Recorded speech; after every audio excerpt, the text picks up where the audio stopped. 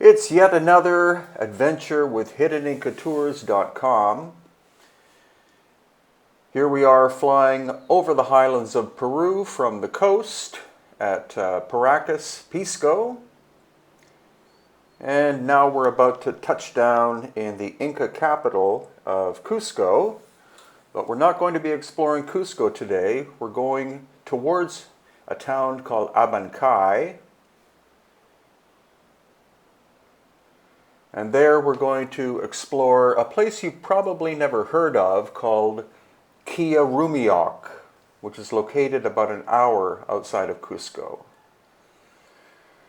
Now this site is not often visited. We were there by ourselves on this day, and it's a combination of Inca stonework and also older megalithic work. Here, for example, this is likely megalithic, and there in the center you see a small stone or stones put in by the Inca as a repair.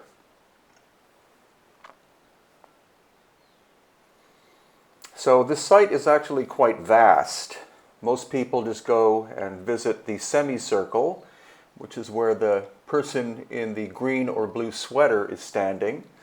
But it's actually quite a huge place, and that's typical of megalithic / Inca locations in the highlands of Peru. What we see is catastrophic damage to the location. Most people would say that this was the Spanish taking stones or taking the site apart because they thought it was pagan, but it's much more likely that the damage happened thousands of years ago, before the time of the Spanish, and indeed before the time of the Inca. And here we see precision joinery. There's moss growing in the cracks, but where the moss is not located, you see the incredible tight fit and the fact that every stone is a different shape and size. So this is likely very ancient megalithic work destroyed by an ancient cataclysm and then repaired in part by the Inca. And a waterfall that you can see here. Now, Dr. Teo Paredes, who's a local PhD in anthropology and also a wisdom keeper, is showing us that these stones were originally part of the construction, but likely fell down again during the time of a cataclysmic event in the distant past. But the main thing that we've come to visit, and again, not that many people go here on a daily basis, is this amazing semicircular shape that some believe is a moon calendar or possibly a sun calendar. Quillarumiyoq means the stones of the moon. So Kia is moon, Rumi is stone, and Yoq is the plural of stone. And it's unique to the area. And curiously as well, there are many strange cutout shapes like this that again were not achieved by the Inca, but are much more ancient megalithic works. A quarry? Maybe, but we can't see any tool marks whatsoever.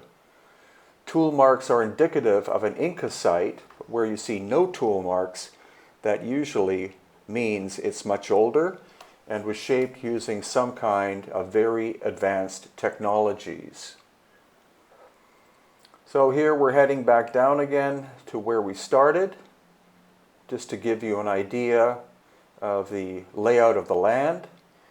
The staircase itself is an Inca construction, inferior to the megalithic works, which is the case in basically all cases. The Inca work in some cases is reasonably precise, but the megalithic work is far more complex.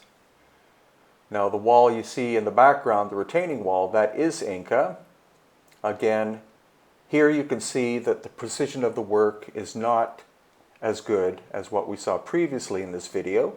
So this is Inca work as compared to the older megalithic. And the best way to see any of these sites is by using a quadcopter.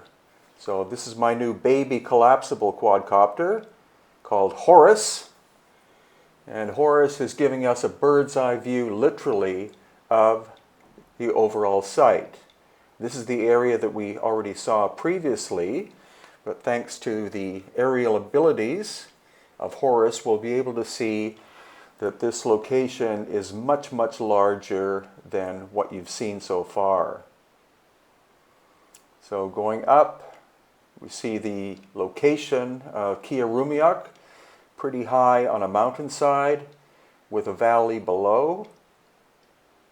And to the left, about an hour's drive, is the city of Cusco. So here we're raising the quadcopter up, and we're going to head towards an Inca retaining wall. In the far background you see more Inca work, and in fact the work keeps going farther and farther up the mountain until there's an ancient cave that we explored on previous occasions that has very fine megalithic work on the inside. So now we're going to look once again at this supposed moon calendar, or as engineer Arlen Andrews believes, he thinks it was an ancient solar calendar. No discernible tool marks. And again, if you don't see tool marks, that's indicative of incredible age and the fact that it was made using some form of high technology. And as you can see there, there are 7 levels to it. Some think it's the 7 chakras. So a spiritual use, or maybe it had a more pragmatic use as some kind of calendar, or maybe both.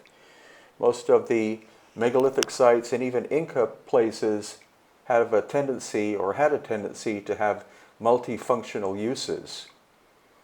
So here again, thanks to Horus the quadcopter, we're able to see the 7 levels and the very fine craftsmanship of this sculpted surface in metamorphosed limestone.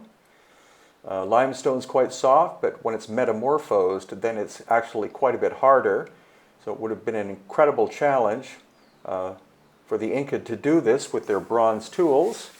And again, since we didn't see any tool marks whatsoever, you can still see tool marks on a lot of the Inca work, but because of the lack of tool marks, I'm saying that it's a construction done with lost ancient high technology and is incredibly old.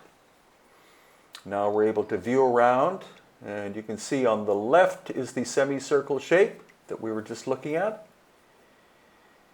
And now we're going to get an overall view of what goes farther up the mountain. There is Dr. Teo Paredes in front of an Inca period retaining wall with possible megalithic elements having been repaired by the Inca. And again, more Inca construction higher up. And as I said, it does keep going and going and going. So there again, you can see the Inca terracing, circular Inca platform of some kind, relatively modern staircase.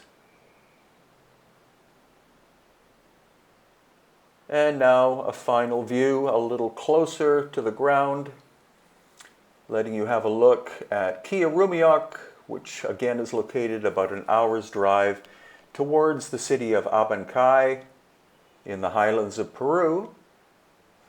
And please subscribe and hit like, and also hit the little bell so that you get notified when another video is about to be uploaded.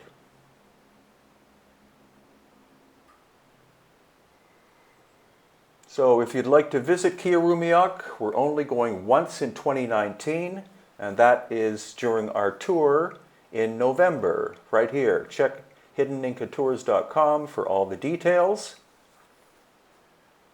And here is a related book that I wrote at Amazon.com. Lost Ancient Technology of Peru and Bolivia, Volume 2. Again, available at Amazon.